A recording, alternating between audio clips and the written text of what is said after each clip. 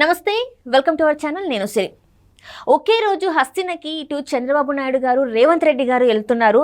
అయితే వీళ్ళు వెళ్ళే సందర్భం ఇక్కడ కేసీఆర్కి, అక్కడ జగన్మోహన్ రెడ్డి గారికి తలనొప్పిగా మారిందా అంటే మరి ఏమో తెలీదు. అయితే ఈ అంశాన్ని మనకి క్లుప్తంగా వివరించడానికి మనతో పాటు ఉన్నారు ప్రముఖ సీనియర్ జర్నలిస్ట్ డివిఎస్ గారు. నమస్కారం సార్. నమస్తే సార్. మన ఇప్పుడైతే హస్తినకి ఇద్దరు, మన చంద్రబాబు నాయుడు గారు, రేవంత్ రెడ్డి గారు వెళ్తున్నట్టు మనకు సమాచారం ఉంది. అయితే వీళ్ళు వెళ్ళడం వెనుక, అంటే వీళ్ళు వెళ్తున్నారని ఇక్కడ జగన్మోహన్ రెడ్డి గారు, ఇక్కడ కేసీఆర్ గారు కొంచెం ఇబ్బందిగా ఫీల్ అవుతున్నారు. వాళ్ళకి హెడేక్ అయిపోయిందని చెప్పేసి అయితే వార్తలు వస్తున్నాయి. అసలు దీన్ని ఎలా చూడాలి సార్? గురు శిష్యులు ఇద్దరు ఎక్కడికి వెళ్తున్నారు? హస్తినాకి వెళ్తున్నారు. ఢిల్లీ వెళ్తుండేసరికి ఇక్కడ గురు శిష్యులకి నీకు షివరింగ్ వస్తుందా? కేసీఆర్కి, జగన్మోహన్ రెడ్డికి. అంటే ఇప్పుడు మనం చంద్రబాబు, రేవంత్ రెడ్డి ఢిల్లీ పర్యటనని, అది వాళ్ళు వెళ్తున్న పనులు వేరే వేరే పనుల మీద, ఇద్దరు వేరే వేరే జాతీయ పార్టీలకి వెళ్తున్నారు. అంటే రేవంత్ రెడ్డి కాంగ్రెస్ పార్టీ, చంద్రబాబు వెళ్తుంది మరో జాతీయ పార్టీ బీజేపీ వైపు. ఆయన అమిత్ షా, నడ్డాతో తన అలయన్స్ గురించి మాట్లాడటానికి వెళ్తున్నారు. ఎవరు? చంద్రబాబు. రేవంత్ రెడ్డి ఢిల్లీ వెళ్తోందేమో రేపటి పార్లమెంటు ఎన్నికల్లో తన అభ్యర్థులు, కాంగ్రెస్ పార్టీ తెలంగాణలో 17 ఎంపీ సీట్లకి చర్చల కోసం ఆయన ఒక లిస్టు తీసుకుని వెళ్తున్నట్టుగా మనం తెలుసు. ఆల్రెడీ ఏఐసిసి రాహుల్ గాంధీ, ప్రియాంక ఇక్కడ వాళ్ళ ఇష్టానికే వదిలేసినట్టుగా మనం చూసాం. ఏది? పిసిసి డిసైడ్ చేసుకోండి ఎవరెవరు క్యాండిడేట్లు పెడతారు. రేవంత్ రెడ్డే సాధ్యమైనంత వరకు ఎక్కువగా అతనే అభ్యర్థులు గెలిచే గుర్రాలనే తను తయారు చేసుకుంటుంది, మనం చూసాం.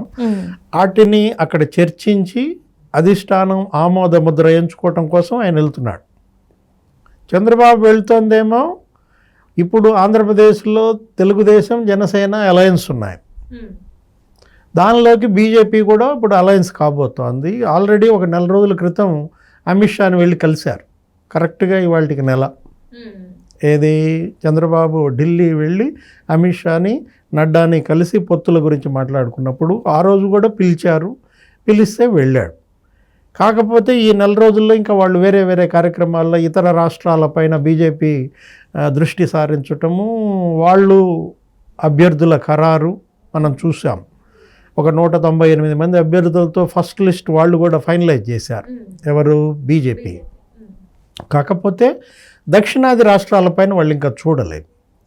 ఇప్పుడు ఈ సెకండ్ లిస్ట్లో వాళ్ళు దక్షిణాది రాష్ట్రాలను తీసుకుంటోంది బీజేపీ. ఏది? తెలంగాణ, తర్వాత ఆంధ్రప్రదేశ్, తమిళనాడు, కర్ణాటక, వీటన్నిటిపైన కూడా అమిత్ షా, నడ్డా, మోడీ వాళ్ళు ఏం నిర్ణయించుకున్నారు? ఒక లక్ష్యం పెట్టుకున్నారు. వాళ్ళు ఏంటి? ఆర్టికల్ 370 ఏదో రద్దు చేశారు కదా. 370 అనేది వాళ్ళకు ఒక మంత్రంగా మారింది. ఇక అదే జపిస్తున్నారనమాట. ఏంటి? 370, 370 సీట్లు కొట్టాలి దేశంలో. రేపటి పార్లమెంట్ ఎన్నికల్లో బీజేపీ సొంతంగా 370 సీట్లు కొట్టాలని లక్ష్యంగా పెట్టుకున్నారు. అంటే ఆర్టికల్ 370 రద్దు అంత ఇంపాక్ట్ చూపిస్తుందా? చూడాలి. మళ్ళా ఎప్పుడో భూమి బద్దలైనప్పుడు ఎప్పుడో ఒకసారి కాంగ్రెస్ పార్టీకి అంత మెజారిటీ వచ్చిందంట. ఎప్పుడు? రాజీవ్ గాంధీ హయాంలో ఇందిరాగాంధీ చనిపోయినప్పుడు ఆ హత్య వల్ల వచ్చిన సింపతితో ఇందిరాగాంధీ కొడుకు రాజీవ్ గాంధీకి వేవ్ ఎంత? 403 ఏమో సీట్లు వచ్చాయి. అవుట్ ఆఫ్ 542 403 సీట్లతో గెలిచింది. అప్పుడు ఒక ఆంధ్రప్రదేశ్ ఒక్కటే నిలబడింది. ఎన్టీఆర్, ఆయన తెలుగుదేశం 30 సీట్లు కొట్టారు. అప్పుడు ప్రధాన ప్రతిపక్షంగా తెలుగుదేశమే ఉంది. అంతగా ప్రతిపక్షం ఇదైపోయింది. అంతకన్నా ఇప్పుడు ఇంకో సీట్ ఎక్కువ తెచ్చుకోవాలని మోడీ, షా లక్ష్యం పెట్టుకున్నారు. ఎంత? 404. ఎన్డీఏకి 404 కొట్టాలని పెట్టుకున్నారు.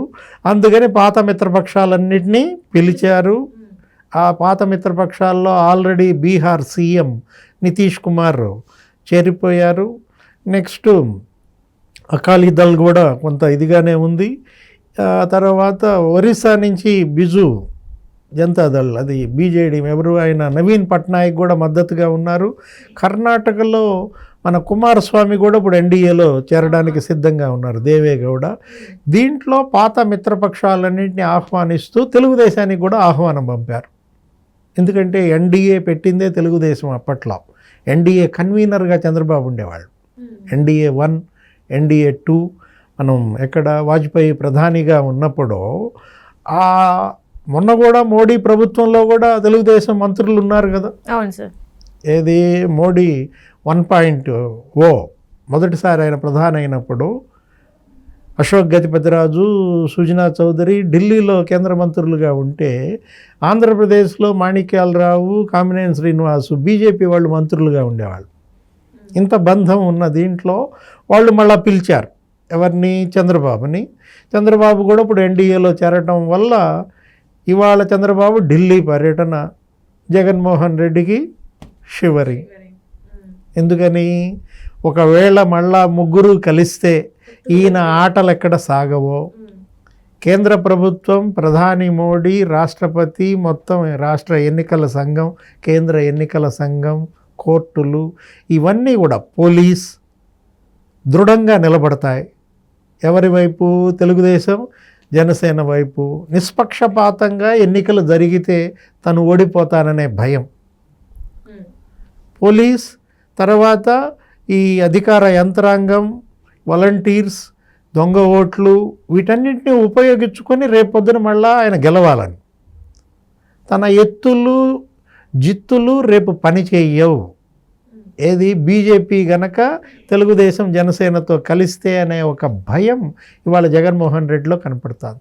అందుకే ఆయన చంద్రబాబు ఢిల్లీ వెళ్ళినప్పుడల్లా మరుసటి రోజు ఢిల్లీ వెళ్ళిపోతాడు.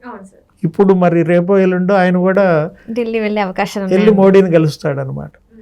నెక్స్ట్ రేవంత్ రెడ్డి ఢిల్లీ ఎందుకు వెళ్ళాడు అన్నావు. అభ్యర్థుల ఎంపిక కోసం వెళ్ళాడు. కాంగ్రెస్ అధిష్టానంతో చర్చలు, అభ్యర్థులను ఆమోదం తీసుకుని వస్తున్నాడు. రేవంత్ ఢిల్లీ వెళ్ళంగానే కేసీఆర్లో కంగారు. ఏది, ఇప్పుడు కేసీఆర్, బీఆర్ఎస్ ఇవాళ ఇట్టి పరిస్థితుల్లో గెలవాలి. కనీసం 5-6 సీట్లన్నా గెలవకపోతే బీఆర్ఎస్ అంతర్ధానం అయిపోతుంది.